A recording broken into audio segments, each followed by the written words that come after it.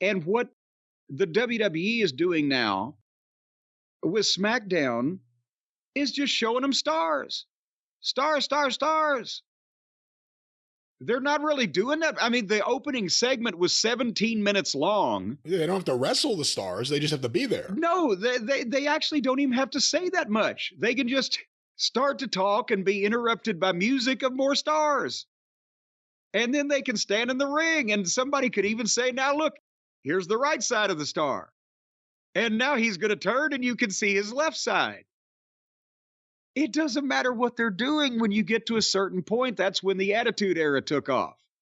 I'm not saying this is a reprise of that level of success, but John Cena comes out. This is the don't have an attitude era.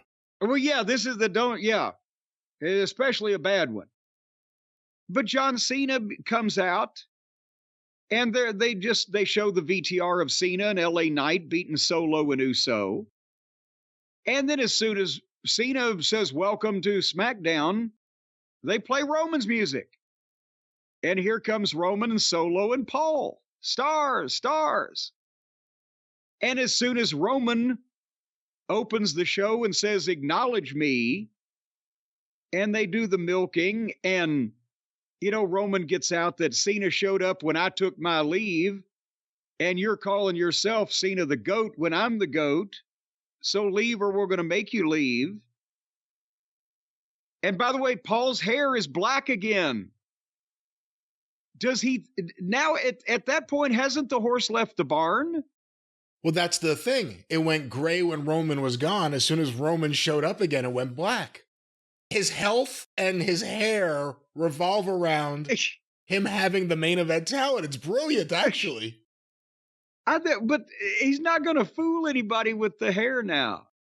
Just leave it to gray. He hasn't fooled anyone with the hair in 30 years. Well, that's true. All right. So anyway, Cena basically said, hey, I acknowledge your 1,138-day reign, the greatest accomplishment. I'm not here to challenge you. But somebody else is, and they play LA Knight music. And here he gets a big ovation. Monster pop. And fucking the chants and the cheers. And then LA Knight cuts a little promo. Are you pissed in your pants yet, Roman? You're standing in my way, but I'm LA Knight and it's my game. And then there's a little besmirching and besnickering from Roman about LA Knight. And then suddenly Jimmy jumps LA from behind, but LA dumps him and bows back up to Roman, and Roman slides out of the ring. You say suddenly, Jimmy wasn't even there the whole time. Yeah, he wasn't even there. No, he came in from the crowd from behind. He was a complete surprise to all of us, including Roman. And Roman slid out and told Solo to get LA, and Solo basically said, tonight. So we got our main event. And they went to the break, and it's 17 minutes of just entrances of stars over and over. But it doesn't matter because that's probably going to be one of the highest rated segments of the show. And those fans paid attention. Yeah. Those fans were on every single word, and they were, I think the fact that it wasn't just Cena and Roman, the bloodline squaring off, the fact that it, again, goes back to Cena helping to elevate LA Knight, the fans may not have completely expected that. All of a sudden, LA Knight, who's being elevated by the fans, is about to interact with the biggest star in the company. Yeah, and again, Cena is out before another little subtle thing, like we talked about the arm raising at the pay-per-view.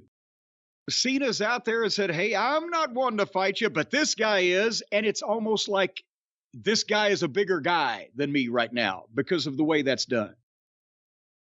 So it is stars, all my wonderful stars. The only thing is, and I'll say it here, my only concern is if LA Knight's going to be used, I mean, unless you think this is the role it should be, is he going to be used as just a stepping stone to Roman Cody being months away?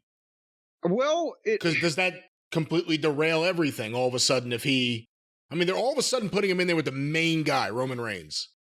But I think at the same time, if he acquits himself well and there's an out in the finish, then he can get a title shot, put Roman Reigns over, but still come out stronger, especially with the way he can talk. And I don't think it'll be viewed as a stepping stone if right away, then immediately, the next thing is not Cody just, well, I'm whipping Roman and boom and being done with it, or whoever's whipping Roman. So, because at this point, Roman Reigns has beat a lot of people.